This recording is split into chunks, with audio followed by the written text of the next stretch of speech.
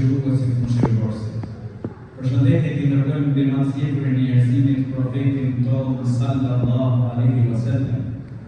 Mbi shokët e tij dhe mbi qiejt ata të cilët ndjekin dhe pasojnë rrugën e tij deri në ditën e shkëmbimit. Ja ku arritëm në natën e fundit të muajit Begat. Sonte janë taravit e fundit dhe namazi i fundit që falim për këtë Ramazan. E nesër është dita e fundit e këtij muaji të Begat.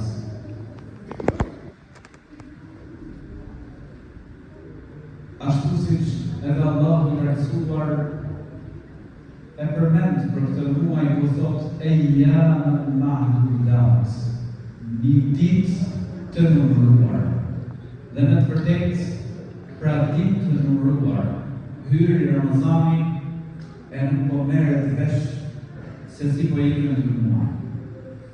Por ngushtuesi më i mirë për çdo njërin prej nesh është shpresa e madhe që kemi tek Allahu i lartësuar, se ndoshta i madhi Zot na ka parë me syrin e mëshirës, e ne ka pranuar adhurimet që kemi bërë gjatë këtij muaji.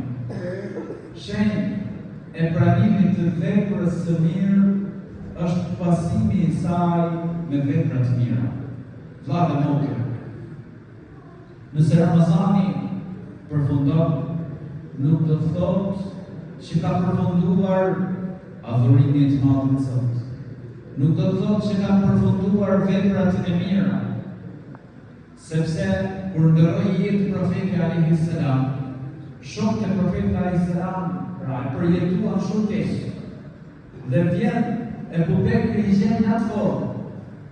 E thotë, ai i cili adhuronte Muhamedit, dhe ta di që Muhamedi ka dëruar jetë. E ai që adhuron Allahun, dhe ta di që Zoti i gjithësisë është i gjallë dhe nuk vdes. Adhurimet, nëse përfundon muaji Ramazanit, nuk do të thotë që kanë përfunduar veprat e mira.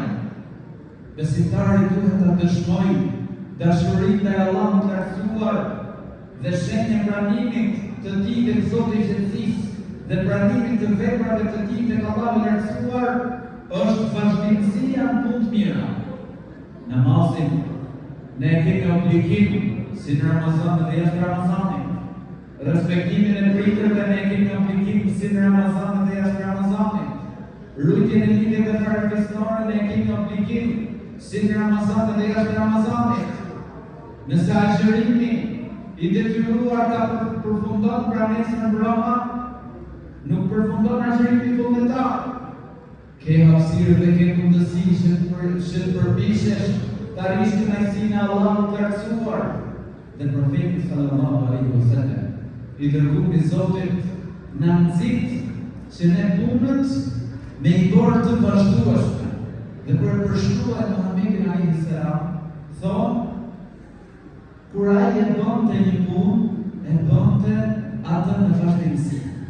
Dhe në një hadith profeti alayhi salam thotë, ahabbul a'mali ila Allahi adwamuha wa in qalla. Punët më të dashura tek Allahu janë ato që bëhen vazhdimsi edhe nëse janë pak. Vëlla dhe motra, në përfundim të këtij muaji, sonte është natë teke.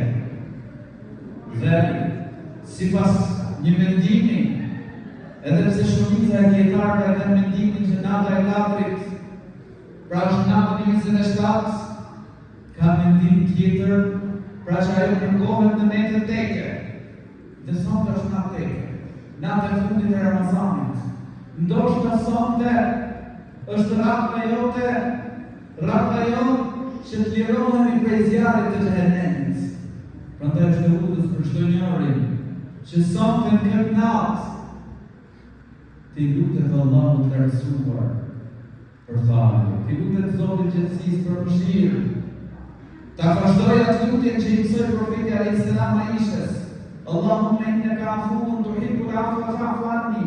O Allah, ti je falës, e do falje, më fal mua. Dhe patjetër e këshilloj çdo njeri që me përfundimin e këtij muaji Vendose mes teje dhe Allahut të lartësuar, që një gjë do ta ndryshosh jetën tënde. Ti mund të ndryshosh shumë, por të paktën një gjë. Jepja premtim Allahut të lartësuar pra një punë nga ato që të ka urdhëruar Zoti i gjithësisë, siç janë namazi, siç janë respektimi i prindërve, siç janë ruajtja e ligjeve fertisnore. Pra një gjë mundohu që në përfundimin e këtij muaji ta rregullosh me Zotin e gjithësisë. Nëse çalon ti namazin, jepi premtim Allahut të lartësuar. Kujtje ndoshta bëhet ky premtim që jetë madhët sot, që të të falë Allahu i lartësuar, të të mëshirojë Allahu i lartësuar, të të lirojë nga zjarri i xhenemit i madh i Zot. E nëse je në rregull me namazin, por nuk i ke punën në rregull me prindërit e tu, mundohu që sonte pa vonuar, ti rregullosh çështjen me prindërit e tu. E nëse çalon ke rrugë e ligjeve fertisnore, nuk flet në farësisin, ke probleme me afërmit e tu, mundohu që sonte ta marrësh një vendim, një ndryshim në jetën tënde që ti përmirësosh lidhjet me ta. Elus Allahu në lartësuar, që të na bëjë të mundur të dalim prej këtij muaji me gjunahe të fadra. Elus Zotin e gjithësisë që na mundësoj të dalim prej këtij muaji duke qenë emra tonë të liruar prej zjarrit të xhenemit. Në përfundim të këtij muaji, siç edhe kemi përmend në netët e kaluara, profeti alayhis salam ka bërë obligim detyrë nxjerrjen e sadakas së fitrit. Dhe thamë ajo nxirret ushqim pra i parë i familjes e nxjerrë për gjithë pjesëtarët e familjes së tij, këshilluam që ajo të jepet pra tek të afërmit. Secili shikon prakticinë e një kush është nevojtar në mënyrë që fiton shpërblimin e sadakas fitrit, por edhe ruajtjen e ligjeve fertisnore.